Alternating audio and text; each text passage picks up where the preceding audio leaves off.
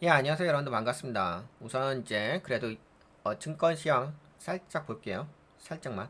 네, 나스닥이 마이너스 2.24, S&P 500이 마이너스 1.69, 다우가 마이너스 1.23, 러셀 지수가 마이너스 2.03. 그래서 잠깐만. 유럽 증시도 빠졌죠. 우선 미국장 폭락했고, 스톡스 600도 마이너스 1.89, 독일의 닥스 지수가 마이너스 2.66, 영국 FTS가 마이너스 0.70, 프랑스 카크 지수 마이너스 2.91, 이탈리아 MLB 지수가 마이너스 2.5 하락을 했습니다. 우선은 이제 하락 종목 개수를 좀 살펴보게 되면 미국의 하락 종목 개수가 2,421개 종목이 하락을 했고요. 그러니까 뭐 2,400개 반올림하게 되면 2,500개죠. 2,500개가 하락했다면 뭐 전부 다 하락했다. 이렇게 이야기를 해야 하겠죠. 그 다음에 이제 달러 인덱스가 최근에 반등해서 좀 올라왔잖아요. 근데 올라왔다가 다시 한번 눌렸습니다. 다행히도 또 달러 인덱스가 눌리다 보니까 원화 환율이 1,400원까지 올라왔다가 돌파했다가 다시 한번 눌리면서 1,389원으로 현재 움직이고 있는데 그래도 다행이긴 합니다. 그러면은 이제 증권 시황에 대해서는 우리가 저번 시간에 종합적으로 살펴봤으니까 이번 시간에는 약간 투자 전략 관점? 아니다. 하나 더 좀 체크 좀 해볼게요. 제가 준비한 자료 중에서 우선은 요거는 이제 미국의 경제 지표 일정. 이번 주에는 뭐 특별한 거는 있는 것 같지는 않습니다만 그래도 어, 살짝 살펴볼 필요가 있긴 하겠죠. 네, 8월 5일 화요일 ISM 서비스 지수, 무역 지수 발표가 있고요. 8월 7일 목요일 실업수당 청구 건수, 생산성 단위 노동 비용, 소비자 신용 등 우선은 뭐 너무 어렵고 그냥 여러분들이 익숙한 거 실업수당 청구. 그다음에 8월 6일, 7일, 9일 뭐 연준 위원의 발언이 있다. 그 발언에 대해서 한번 주목을 해볼 필요가 있긴 하겠죠. 우선 뭐 가장 눈에 띄는 것은 화요일날 ISM 서비스 지수입니다. 요 부분이 이거 경제 지표니까 이 부분이 또 어떻게 나오느냐에 따라서 또 시장에 지금 폭락한 부분이 반등해 줄 수도 있긴 하겠죠. 긍정도 나오게 된다고 한다면. 뭐 S&P 서비스 PMI 지수도 있고 그다음에 ISM 서비스 인덱스 지수 발표가 있네요. 이거 다 화요일 날인데. 그리고 무역 적자 어, 지표 경제 지표 발표도 있고 주간 실업 수당 청구 건수 이건 목요일 날 있고 비농업 생산성 지수도 있고 근데 약간 낯선 지표들이죠. 이런 건 한번 볼 필요는 있을 것 같아요. 8월 7일 날 홀세일 인벤토리스 도매 재고 지표 이런 건 한번 주목해 볼 필요가 있긴 하겠지. 만약 이거 긍정적으로 나오게 되면은 또 시장에 또 반등해 줄 수가 있으니까. 그리고 또 뭐가 있을까? 그래서 이제 이번 주 주요 분석 포인트 함께 살펴보도록 하겠습니다. 공장 주문 감소와 서비스 경기 간 괴리 해석이 중요하다 하면서 뭐 제조업 관련된 거 서비스 방업 이런 이야기가 있는데 뭐 이런 것들을 한번 보세요. 약간 뭐 그렇게 네임밸류가 있는 경제 지표는 아니래 가지고 그래도 좀 화요일날 여러분들 많이 들어보셨죠? S&P 서비스 PMI 지수하고 ISM 서비스 이런 거 화요일날 나오는 경제 지표 한번 체크해 보시고요. 근데 이제 저런 것들이 약간 그런 게 있잖아요. 어떤 부분이 있냐면 지금 미국 증시가 뾰로롱 하면서 폭락했잖아. 그 폭락했으면 어느 순간에 또 반등해서 올라올 거 아니에요. 근데 저렇게 반등해서 올라올 수 있는 명분이 될 만한 게 뭐 이런 경제 지표가 될 수가 있죠. 그래서 현재로서는 화요일날 경제지표가 발표 있으니까 미국 시간으로 그러면 또 요거 좋게 나오면 반등해 줄 수 있지 않을까 이렇게 볼 수가 있겠 하겠습니다. 근데 저런 것들은 어차피 그냥 뭐 파동상에서의 반등이기 때문에 뭐 큰 의미를 부여할 수는 없죠. 근데 그냥 살짝쿵 저런 것들도 있다라는 것만 좀 알고 계시면 될 것 같아요. 왜냐면은 이게 또 반등이 알고서 또 투자하는 거 같고 모르고서 투자하는 건 다르니까. 근데 어차피 그래요. 이게 뭐가 있냐면 증시가 어차피 하락할 거 아니에요. 하락하면 또 이제 반등해서 올라오잖아요. 그러니까 이제 전반적인 추세는 하방인데 빠졌다가 뭐 이렇게 어느 순간 이제 큰 지지 라인에서는 이제 본격적으로 이렇게 반등이 올라오긴 하겠죠. 근데 이제 그 전까지는 이제 이렇게 하락하다가 무슨 이제 경제 지표 좋은 거 발표되면 반등해주고 다시 또 이제 하방수세면 쭉 빠지고 뭐 이런 거죠. 그래서 뭐 저런 것들이 좀 반등의 하나의 요소가 될 수는 있겠다. 근데 그래도 좀 알아두면은 약간 심리적으로 이제 보완이 될 수가 있으니까. 어. 그리고 요거는 이제 미국의 주요 기업 실적 발표인데요. 우선은 뭐 저번 주에 빅테크 기업들의 실적 발표가 좀 대부분 끝났죠. 그리고 엔비디아 하나 남았는데 엔비디아는 아마 좀 늦게 발표가 될 것 같고 우선은 이제 딱 보았을 때 눈에 띄는 거 월요일날 버커서 해서웨이의 실적 발표가 있고 팔란티어 장 끝나고 팔란티어 되게 유명하더라고요. 네, 많은 분들이 좀 많이 관심이 있는 것 같아요. 그 다음에 화요일 날에는 이제 화이자 실적 발표 있고 캐터필러 실적 발표가 있네. AMD 그래도 주요 기업들이 좀 있네요. 예, 슈퍼마이크로 컴퓨터도 실적 발표 있고 스냅 우버 실적 발표도 있네. 스노피파이 요것도 있고 노보노디스크 실적 발표도 있고 그래도 꽤 은근하게 뭐 191도 실적 발표 있고 목요일날 푸버TV 이것도 실적 발표 있고 그래서 화요일날에는 AMD하고 슈퍼마이크로 컴퓨터 수요일날은 디즈니, 우버, 쇼피파이 등 그리고 191의 화이자 이런 회사들 실적 발표 있고 그 다음에 슈퍼마이크로 컴퓨터 실적 발표 네 버크셔 해스웨이 보험 투자 핀테크 관련 기업들 실적 발표가 있습니다. 네 관심 있으신 분들은 네 이렇게 좀 체크해 보시면 좋을 것 같고요. 그러면 여기까지는 보면 되겠죠. 근데 제가 그 저번 방송 때 이제 약간 이제 경기가 둔화가 되게 된다고 한다면은 경기 방어주에 포함되어 있는 그래도 나름대로 경기 방어주이지만 성장주라고 볼 수 있는 제약과학 쪽으로 한번 주목해 볼 필요가 있다고 말씀드렸죠. 그래서 이제 앞으로 좀 실적 발표가 나오려고 하는 일랄리, 화이잠 이런 이제 대형 빅파마 회사들의 실적도 좀 체크해 보면 좋지 않을까 싶습니다. 그러면 이제 여기까지 이야기하면 뭐 전반적인 흐름은 다 이야기가 끝난 거죠. 왜냐면 이제 제가 토요일날 증권시황 방송을 예, 오랜 시간 진행을 해가지고 그래서 이번 시간에는 여러분들과 어떤 관점에서 좀 시장을 좀 바라봐야 할 것인지 생각을 해봤는데요. 저 이런 걸 좀 이야기해 봤으면 좋겠습니다. 우선은 이제 오늘 그 방송 제목에도 이런 이야기를 했잖아요. 이번에 이제 글로벌 증시가 다 폭락했잖아요, 줄줄이. 트럼프 관세 시장 이게 본격적으로 시행이 되는 것은 8월 7일부터 본격적으로 실행이 되는 거고요. 근데 어차피 협상 마감일이 8월 1일이었으니까 더 이상 뭐 협상할 일은 없겠죠. 뭐 중간에 약간 할 수도 있긴 하겠지만. 그래서 8월 7일부터 이제 시작입니다. 근데 이제 주식이라는 것은 미래 가치를 선반영하는 부분이 있으니까 그냥 8월 1일부터 바로 증시가 글로벌 증시가 다 폭락을 했습니다. 그런 상황에서 그러면 앞으로의 투자 전략을 우리가 어떻게 가져가야 할 것인지는 되게 많은 분석이 좀 필요합니다. 근데 이제 그거를 지금 시간에 다 할 수는 없을 것 같고요. 그냥 개략적인 것만 좀 살펴보도록 하겠습니다.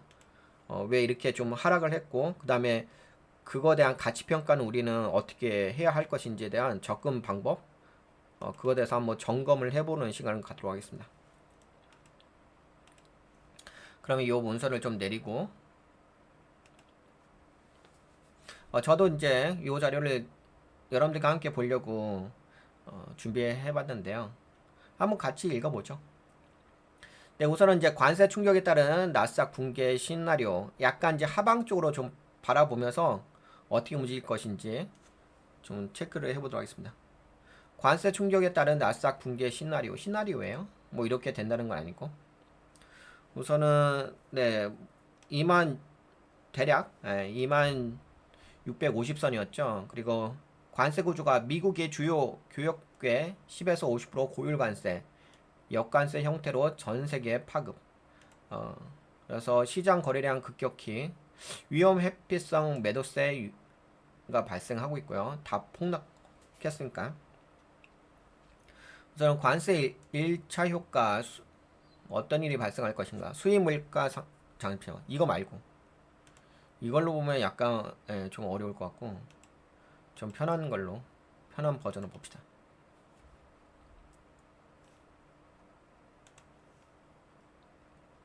네, 미국 관세 충격, 나스닥이 왜 떨어졌을까? 무슨 일이 있었던 것인가? 2025년 7월 31일 미국 나스닥 지수가 2140, 죄송합니다. 21,457포인트까지 올라갔었죠. 그런데 8월 1일부터 미국이 본격적으로 전 세계 고율 관세 10에서 50% 때리기 시작했습니다. 그 결과 하루 만에 나스닥이 폭락을 했죠. 요거는 2.몇% 빠진 거죠. 그래서 대략 2650선 여기인가요? 나스닥 한번 봅시다. 네, 맞네요. 2650선까지 좀 하락을 했습니다. 그래서 여기서 폭락을 했다. 뭐 저가로는 마이너스 2.66%까지 빠졌으니까 반올림 확인되면은 뭐 3% 정도 빠졌다고 볼 수가 있긴 하겠죠. 왜 관세가 문제인가? 기업 입장에서 보게 되면 해외에서 부품이나 원자재를 비싸게 사야 됩니다. 그렇죠. 이게 공급망의 문제의 영역이니까. 그러면 제품 만드는데 드는 비용이 늘어나고 이익이 줄어들 수가 있습니다. 예전에 한 개 제품당 100달러를 벌었는데 이제는 85달러밖에 못 벌어요. 그러니까 이제 이 관세 문제가 기업들의 이익 구조를 줄이는 결과를 초래하는 거죠. 그러니까 이제 기업 가치가 하락할 수밖에 없긴 하겠죠. EPS가 줄어드는 거니까. 관세를 부여하지 않았을 때와 비교해 봤을 때. 소비자 입장에서 보게 되면은 어떤 일이 또 일어나는가? 관세로 인해서. 기업이 물건 값을 올리니까 살 때 돈이 더 든다. 그러니까 비싼 물건을 사야 되는 거죠. 그러면 소비자들이 지갑을 닫기 시작하는 거죠. 예전에 한 달에 5개 사던 것을 이제는 3개만 사야 합니다. 아무래도 이제 관세를 올렸으니까 물건 가격이 좀 비싸질 수밖에 없긴 하겠죠. 그 소비자들의 소비도 줄어들 거고, 소비자들의 소비가 줄어들고 또 이런 거죠. 이 관세 부작용이 기업들의 이익이 줄어들고 소비자들의 지갑이 닫히고 소비가 줄어들고, 그러면 이제 소비자들의 소비가 줄어들게 되면 기업들도 생산을 많이 못하긴 하겠죠. 그렇게 되면 전반적으로 관세로 인해 가지고 글로벌 증시가 하락할 수밖에 없는 구조이라고 이야기할 수밖에 없을 것 같습니다. 그래서 그런 구조가 이제부터 발생을 하는 거니까 당연히 투자 전략을 가져가실 적에 좀 방어적인 투자 전략이 좀 필요하지 않을까 싶습니다. 네, 미국 경제 전체로 보게 되면 나쁜 영향. 기업은 이익이 줄어든다. 그리고 주가는 하락 가능성이 높아지고 소비자는 물가가 오르고 지출이 줄어든다. 물가가 올라가니까 지출이 줄어들겠죠. 그렇게 되면 미국의 성장률이 둔화될 거고, 그러면 경기 침체가 올 가능성이 큰 거죠. 그 경기 침체가 올 가능성이 큰 게 그 고용 보고서가 안 좋게 나왔죠. 그걸로 인해 가지고 엄청나게 충격받아 가지고 미국 증시가 폭락을 했습니다. 그게 이거였죠. 고용 쇼크. 그래서 그런 것들이 약간 이제부터 미국 경제가 안 좋아지지 않을까 하는 시그널로 보고 있는 겁니다. 세계 무역 관세, 서로 관세 보복, 수출이 위축이 될 수가 있다. 그쵸. 그래서 앞으로 나스닥은 얼마나 더 떨어질까? 우선은 이제 현재로서는 아까 보신 것처럼 여기가 2650선이죠. 그리고 1차 하락까지 봤을 때 중기 투자자들의 방어선으로 삼을 수 있는 거. 근데 요거는 그냥 참고적으로 보세요. 1차 하락까지는 봤을 때는 19,800선까지 좀 빠질 수 있겠다. 19,800선이면은 여기 있겠죠. 그래서 19,800선 한번 제가 체크해 볼까요? 19,800선. 네, 여기가 저거네요. 단기 지지라인 자리. 그치? 제가 뭐 저번 시간에도 한번 말씀드리긴 했는데, 이쪽 부분이 이제 지지라인 자리긴 해요. 딱 보이시죠? 네, 요 라인은 지지라인 자리. 그리고 여기가 또 갭 상승한 부분이 있잖아요. 그러면 아무래도 뭐 하락하게 되면 갭 매크로 내려온다는 네, 그런 모멘 그런 것도 있으니까 갭을 매크로 내려오게 된다고 한다면 19,800선까지도 추가적으로 좀 하락할 수가 있겠다. 근데 요 하락하는 부분이 그냥 당장에 하락한다 이런 개념은 아닐 수도 있습니다. 그냥 이제 추세상 갑자기 하락했다가 딱 이런 데서 또 지지하고서 다시 올라갔다가 지지하고서 올라갔다 지지하고서 하다가 결국에는 뭐 나중에 뭐 19,800선까지도 추가적인 하락이 가능하다 이렇게 보는 거죠. 만약에 하락을 한다면 이건 만약에 하락한다는 전제 조건에서 이야기를 한 겁니다. 우리가 지금 상황에 대해서는 좀 하락한다는 전제 조건 하에서 이런 시나리오를 한번 그려볼 필요도 있는 것 같아요. 왜냐면 이제 다양한 관점에서 검토를 해야 되잖아요. 그러니까 이게 우리가 투자 전략을 가져갈 때 우리가 뭔가 단정해서 하게 되면 편협한 생각을 갖게 되잖아요. 다차원적으로 생각하게 되면 내가 그 다양한 시나리오를 갖고서 경우에 서 맞게끔 투자 전략을 가져갈 수 있으니까. 그래서 이번 시간에는 좀 하락으로 움직인다, 하방으로 움직인다 봤을 때 19,800선까지도 내려올 수 있겠다. 아까 말씀드린 것처럼 요게 지지라인이니까. 그렇다고 한다면은 뭐 흐름상 뭐 이렇게 추세선을 볼 수가 있긴 하겠죠. 이렇게 이야기를 해보고 그 다음에 이제 더 하락을 하게 되면 뭐 18,800선 그리고 2차 하락, 3차 하락까지 보게 되면 17,500선 최악의 경우 16,200선까지도 빠질 수도 있겠다. 16,200선이면은 여기도 다 갭 상승한 부분이죠. 대략 이 정도 되겠네. 그쵸? 여기 갭 맺고 여기 V자 반등으로 해서 올라가게 다 갭 상승한 부분이니까 최악의 부분은 16,000선까지도 내려올 수 있다. 이렇게 볼 수 있을 것 같아요. 근데 지금 당장 내려오는 건 아닐 수 있습니다. 그냥 전반적인 만약에 가상의 시나리오로 하락으로 움직이게 된다면은 어디까지 내려올 수 있는지 그거에 대해서 한번 여러분들과 체크를 해보는 것 뿐인 겁니다. 네, 그러면은 요거 한번 그냥 참고로 한번 봐보시고요. 우선 현재는 2650선 그리고 1차 하락은 1차 하락까지는 오지 않을까 싶어요. 다만 이제 그게 언제냐 그런 것 뿐인 거죠. 19,800선, 2차 하락은 18,800선, 3차 하락은 17,500선, 최악의 경우는 16,200선. 그래서 1차 하락은 중기의 투자자들이 방어선으로 삼는 구간. 아까 그 지지라인 자리죠. 2차 쪽은 기업이 감소 본격 반영하는 자리. 기업 이익이 본격적으로 반영된다는 것은 이 관세의 영향이 엄청나게 크다는 거죠. 그리고 3차 하락은 경기 침체 우려가 시장에 퍼지는 단계. 경기 침체. 최악의 경우 글로벌 보복 관세까지 터질 경우 관세 또 관세가 덧붙여가지고 겹친데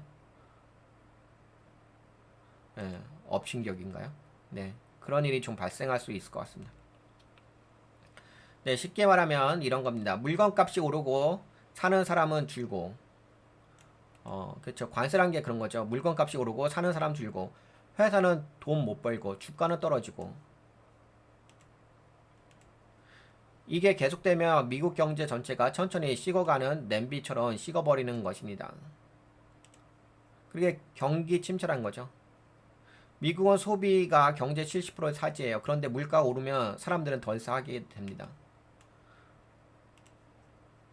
덜 사면 기업은 덜 팔고 수익이 줄어들고 주가는 하락하고 되게 기본적인 거죠. 지금 이제 관세로 인해 가지고 물건값이 올라가면 덜 사겠죠. 기업은 덜 팔 수밖에 없을 거고 수익은 당연히 줄어들겠죠. 그건 주가는 하락. 근데 이제 주가는 아무래도 선반영되는 영역이 있으니까 결국 관세는 겉으로는 강한 정책 같지만 안으로는 미국 경제를 갉아먹을 수 있습니다. 고율 관세, 수입 비용이 증가한다. 기업 이익이 감소하고 주가가 하락한다. 그렇죠. 이익이 감소할 수밖에 없죠. 소비자는 물가 상승, 소비 위축. 물가가 당연히 상승하겠죠. 그러면 당연히 소비가 위축되고.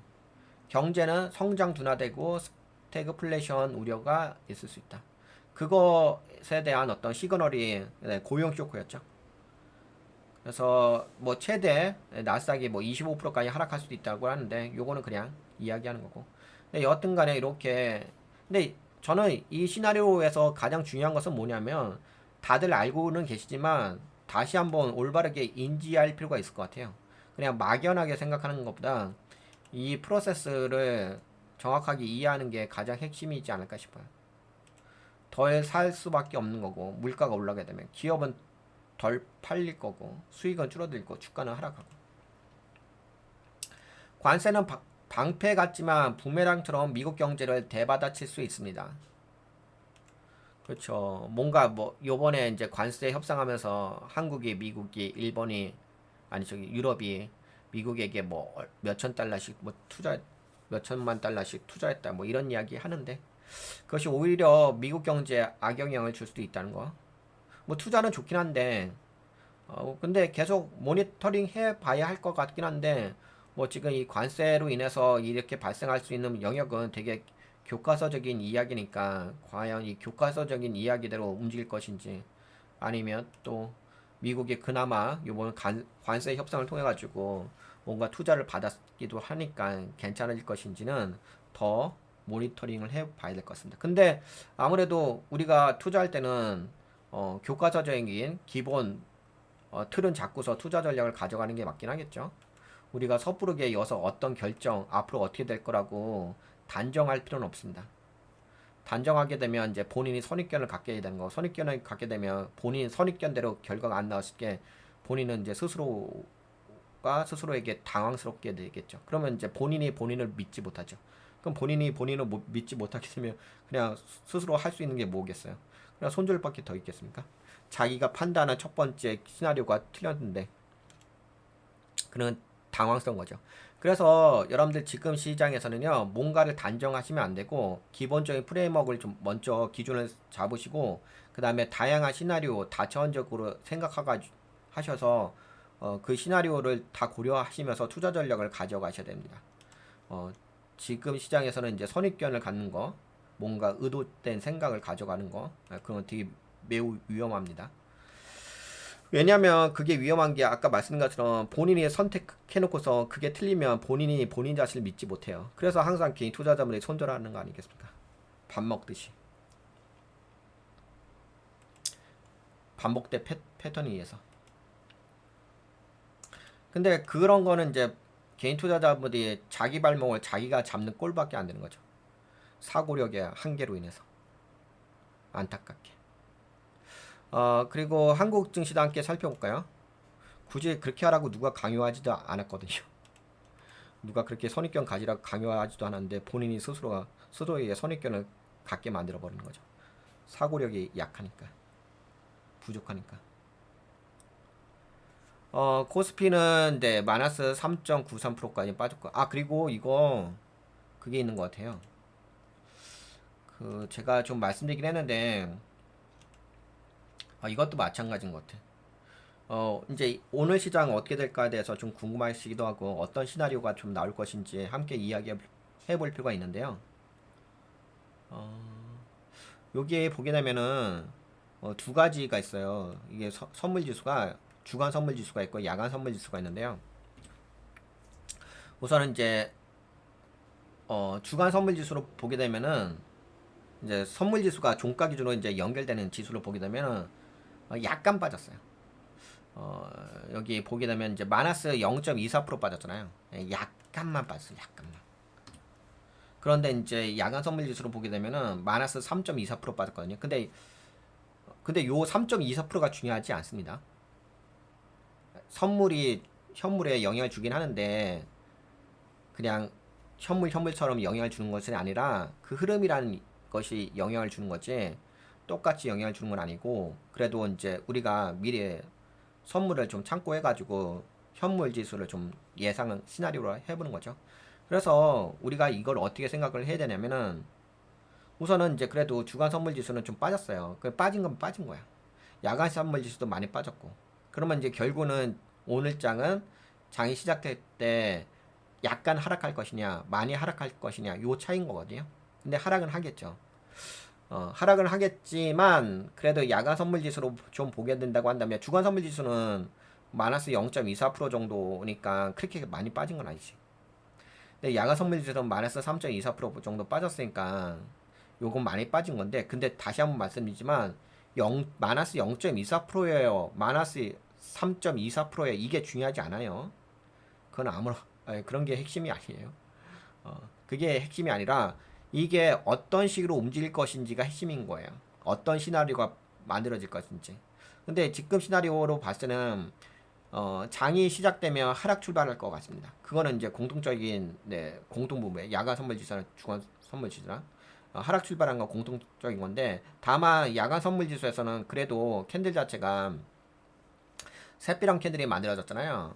그러면은 이제 좀 더 하락을 하다가 약간 종가 기준으로라든지 밑꼬리 잡아주면서 올라올 수는 있을 것 같아요. 그리고 캔들 자체도 제가 저번 방송 시간 때 말씀드렸는데, 캔들도 떨림 캔들이고 팽이형 캔들 나왔잖아요. 근데 이 떨림이고 팽이형이고 그 다음에 샛비령이잖아요. 그러면 양봉이란 뜻이잖아요.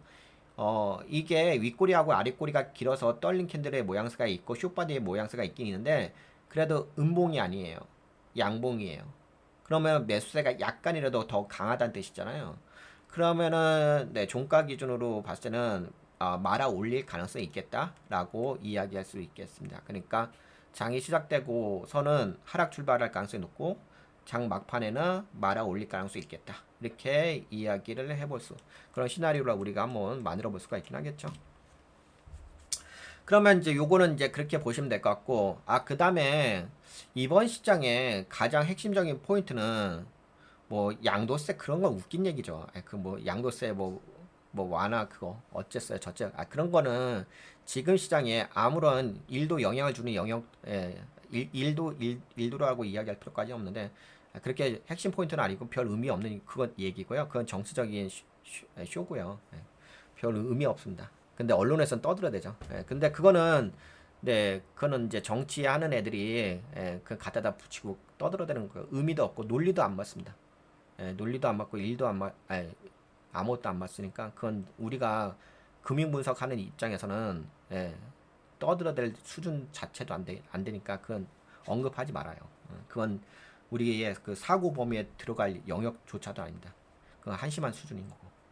그러면 지금의 포인트는 뭐냐면은 저번에 한번 여러분들하고 이야기했잖아요. 지금의 포인트는 핵심은 뭐예요? 핵심이 무슨 양도세야? 그건 좀 진짜 그 불쌍한 내구조죠. 그냥 불쌍한 내구조에 떠들어대는 수준인 거고. 지금의 핵심 포인트는 이거죠. 대차죠, 대차. 공매도죠, 공매도. 당연히 지금 빠진 게 뭘로 빠졌어요? 공매도로 때린 거 빠진 거잖아요. 대차 엄청나게 한 다음에 그다음에 공매도로 해가지고 빠진 거잖아요. 그럼 공매도가 문제 아니겠습니까? 그럼 공매도에 집중하면 되지. 본질적인 것에 대한 집중 못하고 의미 없는 이야기, 정치적인 이야기만 떠들어대는 수준이고 불쌍한 거죠. 뭐 알아서들 하겠지. 저하고 상관없으니까. 그들은 그들의 수준에서 뭐 떠들어대겠죠. 우리는 제 방송을 시청하신 분들은 뭐 굳이 관심 둘 필요 없고, 그렇죠. 예, 우리는 그냥 본질적인 것에만 집중하면 돼요. 어차피 우리는 이제 목적이 돈을 버는 게 목적인 거니까. 돈 버는 주식은 목적은 단 한 가지예요. 돈 버는 거면 목적이에요. 그럼 거기에 맞는 이야기하면 되죠. 쓰잘데없는 이야기들, 본질적인 것도 못 찾고 의미 없는 이야기, 시간 낭비하는 거죠, 본인 인생. 네, 그래서 여기에 대차가 6,100만 주 들어왔잖아요. 6,180만 주. 반올림하게 되면 6,200만 주 들어왔잖아.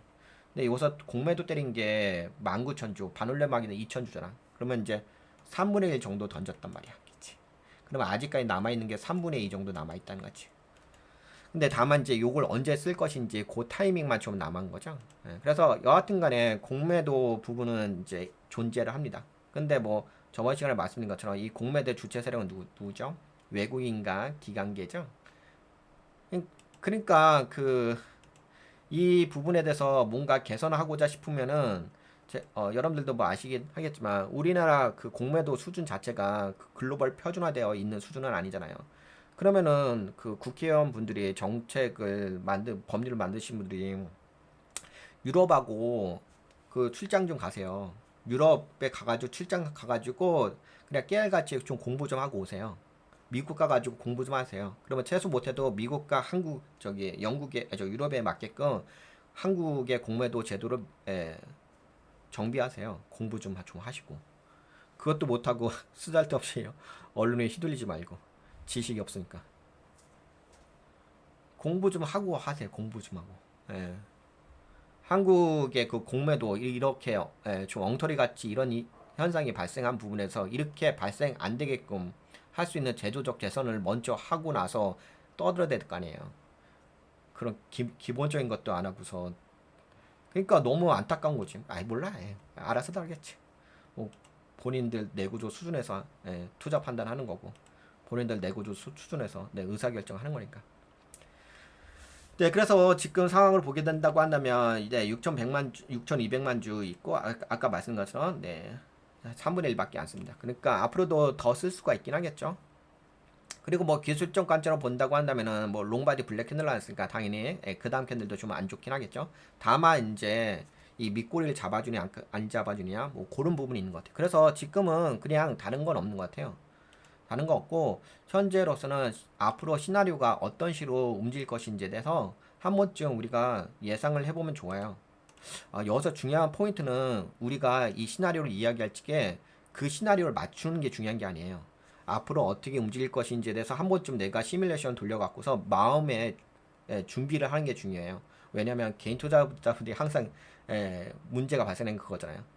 시뮬레이션 돌려보지 못하고 다차원적으로 생각하지 못하고 자기가 생각하는 거를 벗어나는 현상이 발생하게 되면 그때부터 당황스러워하는 거죠.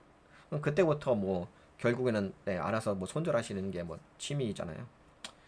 일반 개인 투자자분들.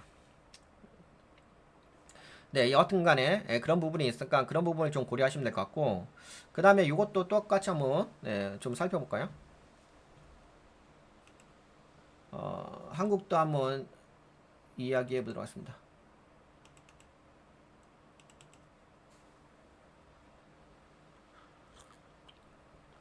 네, 15% 관세, 미국 관세. 네, 한국 경제와 코스피는 어떻게 될까? 이 영향으로 인해서. 네, 무슨 일이 있었던 거죠? 네, 미국이 2025년 8월 1일부터 전 세계 고율 관세 10에서 50% 매기기로 시작했습니다. 그렇죠? 한국도 15% 관세 대상에 포함됐습니다. 이날 지수가 크게 좀 빠졌죠. 요건 포인트는 잘못됐고 3점 몇 프로죠? 왜 관세가 이렇게 큰 영향을 주었을까? 한국은 수출로 먹고 사는 나라입니다. 코스피에 상장된 기업들의 매출의 약 65%가 해외에서 수출해서 나옵니다. 특히 미국은 삼성전자, 현대차, LG 에너지솔루션 같은 대기업들의 최대 수출 시장입니다. 근데 이제 거기다가 관세를 부과를 했으니까. 그러니까 아무래도 뭐 대기업들이라든지 수출 대부분 이제 상장된 기업들이 이제 수출형 기업들이잖아요.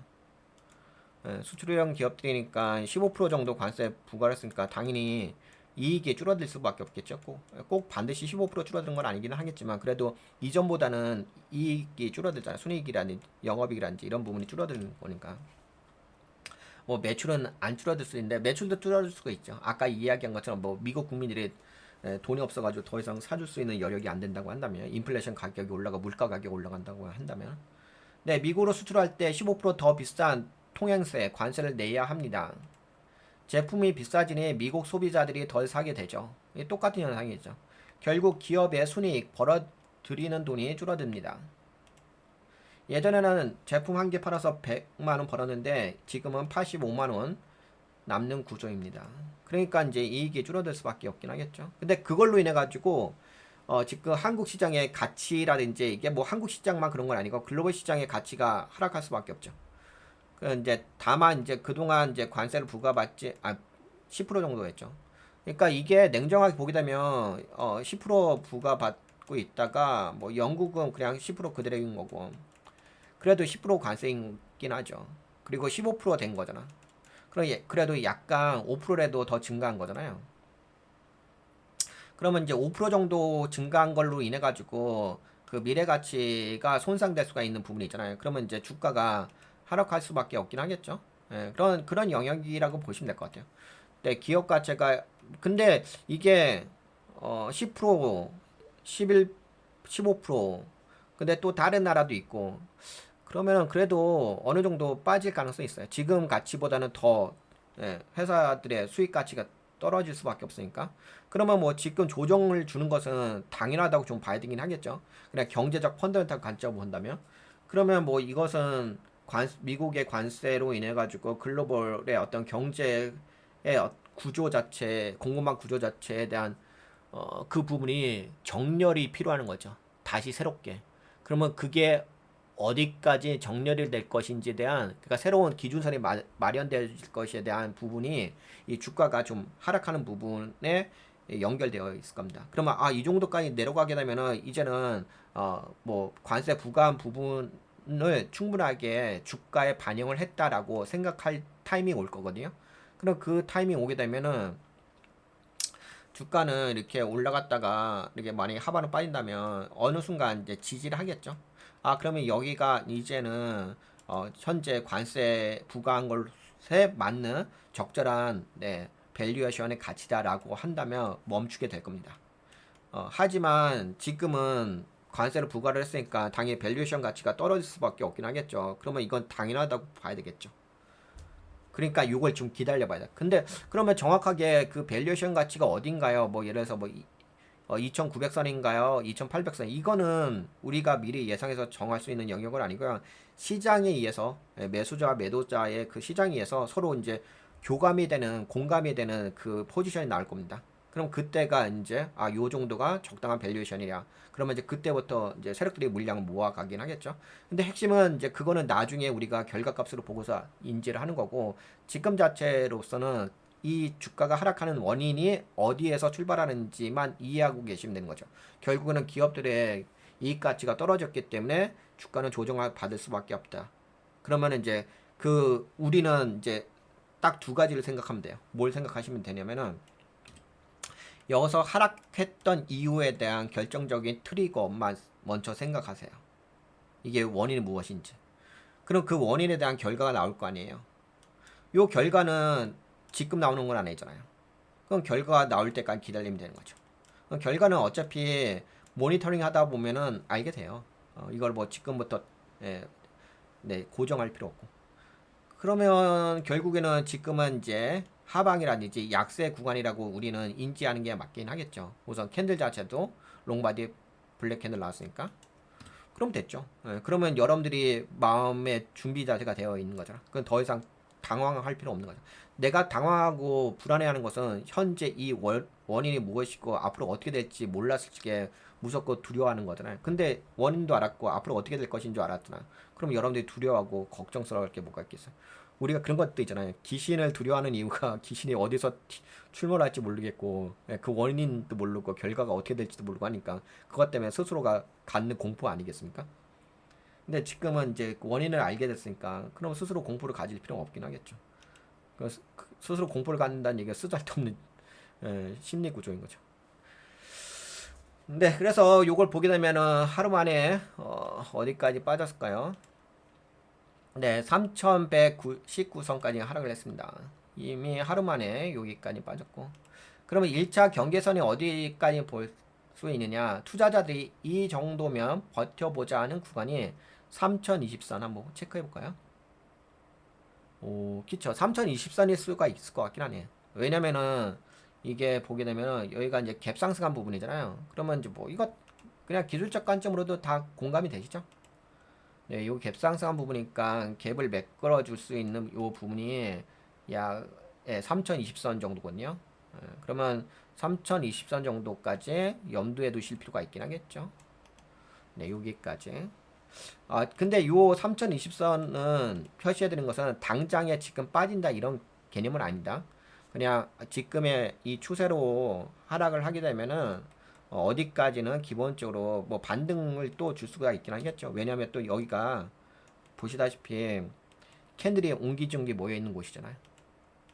여기 아름답게 여기 옹기종기 모여 있죠. 그러면 여기에 박스권에 상단선이 있고 하단선이 있잖아요. 근데 지금 우리가 좀 이야기한 가격 여기 3020선 있잖아요.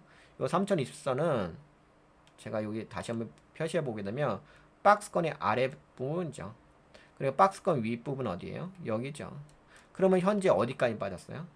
현재 빠진 부분은 3119선까지 빠져나요. 근데 3119선은 뭐예요?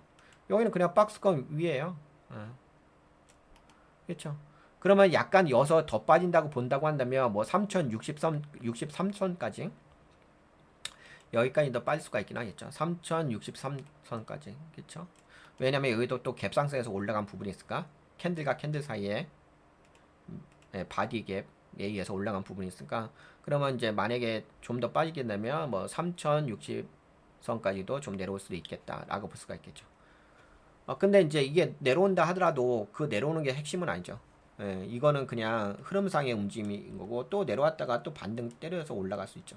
네, 이렇게 올라가고 하다가 결국에는 뭐 3020선까지 내려오게 되면 추세가 이렇게 빠질 수가 있긴 하겠죠.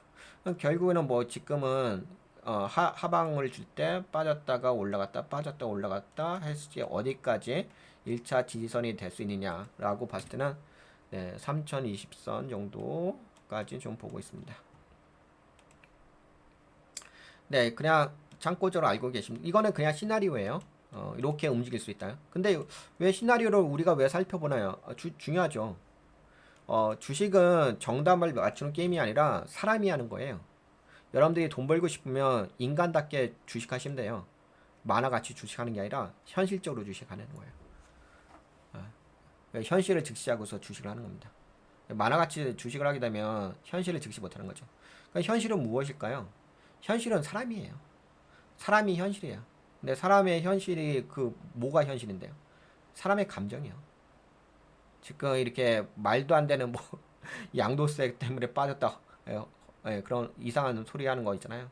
그거 다 심리적인 거 아니겠습니까? 누군가에게 남에게 지금의 상황에 대해서 탓하기 위해서 그런 심리 아니겠습니까? 결국에는 주식에서는 심리를 누가 잘 온전하게 잘 관리하느냐 그게 핵심 능력이죠. 그러면 이제 심리라는 부분은 어떻게 관리할 수 있냐? 뭐 나 멘탈 좋아 이건 아니죠. 멘탈도 논리가 있어야 되고 구조화된 생각이 있어야 되고 사고력이라는 게 있어야 되는 건데 그냥 멘탈만 좋다고 해서 되는 영역은 아니죠. 그건 이제 개념 없는 거고. 네, 그래서 이렇게 좀 해보게 되면은 이렇게 좀 움직일 수 있다는 부분을 좀 염두하시게 되면은 지금 제가 여러분들에게 말씀드린 것은 시나리오 중에서 한 가지만 이야기한 거예요. 시나리오에서 한 가지만 이해했고 이런 걸 이제 분석할 때는 시나리오 한 가지만 이제 보시면 안 되고요. 여러 가지를 여러분들이 이제 사람한테는 다천 구조잖아. 생각이 하나만 있는 게 아니잖아요. 여러 가지 다천 구조로 머릿속에 생각할 수 있는 사고력이 있는 거니까 다양한 관점에서 시나리오를 만드시면 좋아요. 다만 오늘은 그래도 첫날이니까 그냥 하나의 시나리오를 여러분들과 함께 공유하는 겁니다. 근데 여러분들이 투자를 하신다고 한다면 되게 다차원으로 다양한 시나리오가 많으면 많을수록 그것이 뭐예요? 그게 자기의 능력이에요. 맞추는 게 능력이 아니라 점쟁이처럼 침 붙여가지고 뭔가를 맞추는 게 아니라 내가 남들보다 사고력이 크고 이 예외 사항이 발생했을 때 그 모든 것들을 내가 포용할 수 있는 감안할 수 있는 그런 사고력이 있는 게 능력입니다. 그 사고력이 없으면은 그냥 본인 수준에서 생각하는 거잖아요. 네, 그래서 여하튼간에 이번 시간에는 여러분들과 함께 되게 기본적인 1차적인 되게 단순한 시나리오죠. 그래서 되게 단순한 시나리오 하지만 그래도 이런 시나리오를 내가 알고 있는 상태에서 대응을 하는 거고 모르고 있는 상태에서 대응하고 있는 거는 하늘과 땅 차이인 거 아시죠? 그래서 기준점을 우선 하나 만들어 드렸고요. 그 다음에 여러분들도 더 고민해 보세요. 어떤 시나리오가 날 것인지. 그러면서 고민을 하다 보면은 여러분들이 논리가 생깁니다. 구조가 되고요. 그 과정 속에 여러분들이 마음의 안정을 가질 수 있는 그런 기회인 거죠. 네, 그렇게 말씀드릴 수가 있겠고요. 그 다음에 우선은 이제 1차 경계선이 3020선, 그 다음에 2차 하락. 이렇게 되면 이제 2차 하락 같은 경우는 뭐가 있냐면 뭐 3020선 같은 경우는 뭐 투자자들이 이 정도면 버텨보자. 약간 기술적 관점이라 보시면 될 것 같고 2차 하락은 진짜로 지금 미국의 어떤 관세 정책이 너무 심각하게 만들어져가지고 글로벌적으로 진짜 기업들이 실적이 안 좋아지고 이렇게 될 때 그러면 저 뭐 외국인들 자금도 빠져나가고 뭐 이상하게 되고 그러면 이제 2890선 한번 체크해 볼까요? 2890선 체크해 보도록 하겠습니다. 여기네, 그쵸? 제가 여기 표시했는데 여기 제가 직관적으로 그렇죠. 이건 나중에 나중에 만약에 진짜 뭐 경제가 글로벌 경제가 안 좋아지게 된 여기구나. 진짜 글로벌 경제가 안 좋아지게 되면은 우선은 이제 여기 3020선 여기가 1차 이렇게 제가 이렇게 더 직관적으로 여기가 1차 지지선이고 그 다음에 여기가 2차 지지선 그 다음에 또 3차 지지선 2000 최악의 경우 아까 이제 우리 미국 증시 발 때도 최악의 경우 있었죠. 최악의 경우는 2600선까지도 2600선이면은 많이 빠진다. 그럼 여기네, 그치? 이쪽 라인에. 그러면 제가 표시해 볼게요. 이 최악의 경우는 2600선 여기까지도 빠질 수 있다. 당장에 빠지는 건 아니고 만약에 하방으로 간다고 한다면 우선은 이제 요 정도 보고 그 다음에 또 올라갔다가 나중에 빠지고 올라갔다가 빠지고 한다면 이렇게 시나리오 볼 수 있는데 근데 요거는 계속적으로 모니터링 해봐야 돼요. 그래도 이 정도 약간 마인드를 좀 갖고 계시면 좋긴 하겠죠. 쉽게 말하면 이런 거예요. 한국은 잘 싸우고 있습니다. 잘 싸우고 있죠. 뭐 여러분들도 아시다시피 지금 뭐 한국의 관세 협상은 상위 5위권 안에 들죠.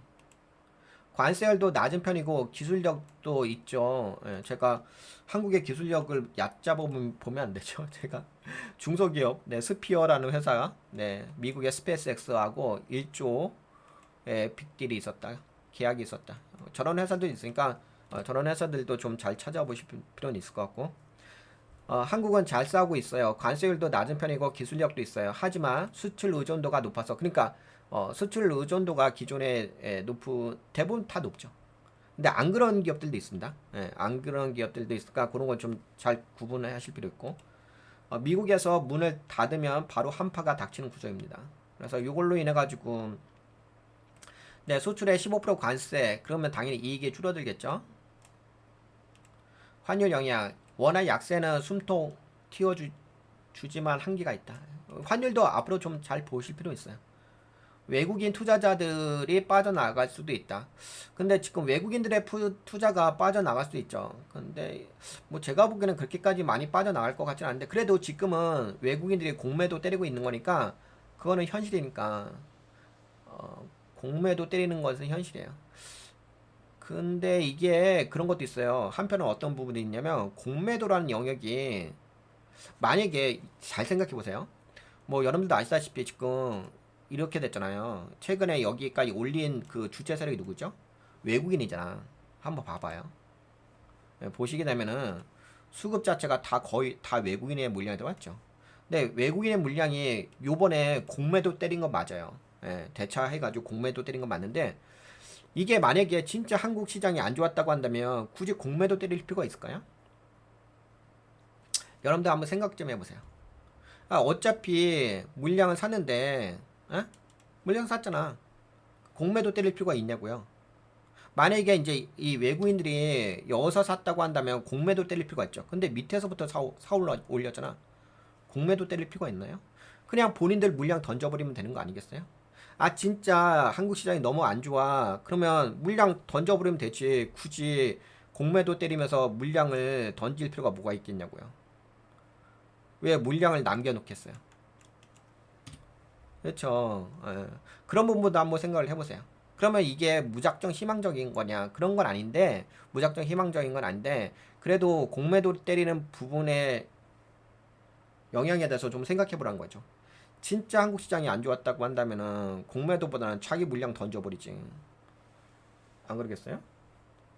왜 물론 자기 물량 던지는 것도 있어요. 근데 공매도 던지는 부분도 있으니까 그걸 잘 염두에 보시라고. 나중에 여러분들 그런 게 있잖아요. 뭐 JP 모건이라든지 유럽 아니 저기 미국이라든지 유럽의 주요 금융 투자 회사에서 그런 기관에서 한국이 2년 후에는 5천 선까지도 올라갈 수 있겠다 이런 이야기 했잖아요. 그러면 뭐 지금은 관세 이슈로 해가지고 조정을 받고서 여기서 골프하기 때린 다음에 나중에 5천선까지 여기 지금 3,200선 때려 찍었으니까 그 여기를 매집봉을 때리고 매집봉을 만들어 놓고서 떨군 다음에 다시 여기서 다시 재매수 해가지고 평단가 좀 낮추고 물량 더 사고 그래서 다시 매수 들어가지고 골프하기 때문에 다시 올리면서 정구가 돌파할 수도 있는 영역이잖아요. 그러면 이제 뭐가 필요하냐면 자전거래가 필요하잖아. 그 자전거래가 필요한 다음에 얘네들이 물량을 여기다 일정 부분 남겨놓아야 될 필요가 있잖아요. 그렇죠? 그래서 그런 부분도 한번 생각을 해보세요. 이게 이제 진짜 한국 시장이 안 좋았으면 공매도를 때릴 필요가 없죠. 그냥 자기 물량 던져버리는 게 낫지 않을까요? 근데 공매도 때렸잖아요. 왜 그랬을까? 네, 그런 것도 한번 생각해 볼 필요 있어요. 근데 공매도 때린 부분은 이건 약간 좀 안 좋은 면이 있어요. 이거는 좀 오버한 면이 있으니까 그 부분은 이제 약간 법적이라기보다 이 제도적으로 좀 수정할 필요가 있습니다.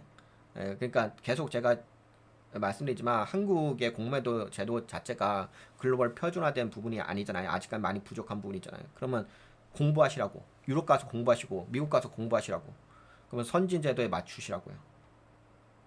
분명히 요번에 떨어진 거 공매도에서 떨어진 거잖아요. 그럼 공부하시라고. 그 다음에 뭐 최악의 시나리오는 뭐 6천, 2,600선까지도 하락가네. 근데 뭐 그때 보고.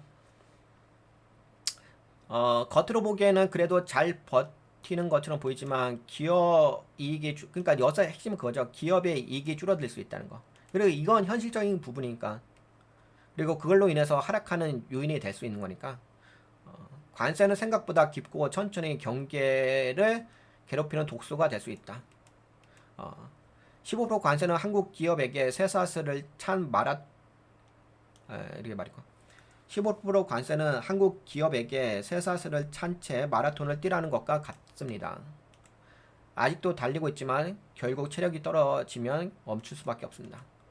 그러니까 지금은 약간 족쇄가 된 부분이 있다는 거죠. 네, 그러면 여기까지 여러분들과 이번 시간에는 시나리오에 대해서 함께 이야기를 해봤습니다. 근데 그건 있어요. 이제 마지막으로 여러분들에게 좀 해드리고 싶은 말은, 그 지수가 빠지면 이제 대부분 지금은 그러지 않는데 예전에는 그랬어요. 예전에 개인 투자. 이제 그런 게 있잖아요. 이제 시대가 지나면서 사람들도 똑똑해지잖아요. 과거 사람들보다 지금 사람들이 좀 더 똑똑해졌죠. 개인 투자자들도 왜냐면 공부하고 많은 것들 정보를 접하시니까. 예전에는 그냥 지수만 떨어지면 세상이 다 무너지는 줄 알았어요. 근데 지금도 그런 분들도 좀 소외된 분들 금융 분석에서 좀 소외된 분들이 그런 생각을 갖죠. 그렇진 않죠. 지수가 빠진다고 해서 모든 종목이 빠지는 것도 아니고 대부분의 종목이 빠진다 하더라도 다시 거기서 살아서 올라오는 종목들도 있고 이게 또 섹터가 또 다른 섹터로 순환되면서 변화되는 부분도 있고 근데 그런 걸 좀 생각해 보실 필요가 있을 것 같습니다. 단순하게 뭐 지수가 빠졌으니까 모든 종목이 다 빠져요. 다 안 좋아요. 그런 게 어딨어요. 그거는 진짜 생각하기 싫어하시는 분들은 주식하기 싫어하시는 분들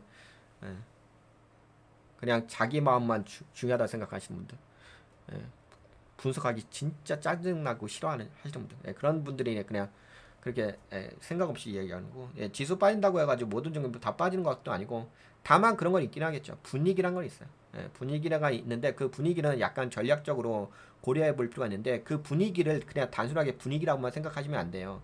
그런 되게 모호성이거든요. 근데 항상 그 악만의 디테일함이 있잖아요. 그러면 디테일하게 이게 왜 빠지는지 그 원인을 봐야지. 그 원인이 내 종목에도 어떤 영향을 줄 것인지에 대한 인과관계 그게 중요한 거지. 여기서 단순하게 지수가 뭐 몇 프로 빠졌을까 뭐가 중요해요. 어차피 주식은 내가 돈 벌려고 투자하는 거지. 지수 빠진 거를 그걸 이야기하려고 하는 거 아니잖아. 그러면 이 지수가 빠진 원인을 분석해서 그 원인이 내 종목에 어떤 영향을 미칠 것인지 그러면 어떤 영향을 미칠 것인지를 내가 인과관계를 파악을 했다고 한다면은 그러면 내 종목에 대해서 어떻게 투자금을 운영할 것인지 그걸 전략을 세우면 되지. 그쵸? 그게 핵심이라고 보여집니다. 단순하게 어버버 하면서 그냥 당하시지 마시고. 네, 그러면 여기까지 이야기할까요? 증시에 대해서는 저는 이제 이번 시간에는 여러분들과 함께 한 번쯤은 이렇게 하방 시나리오를 체크해 볼 필요가 있을 것 같아서 이야기를 해봤습니다. 여기까지 살펴보도록 하겠습니다.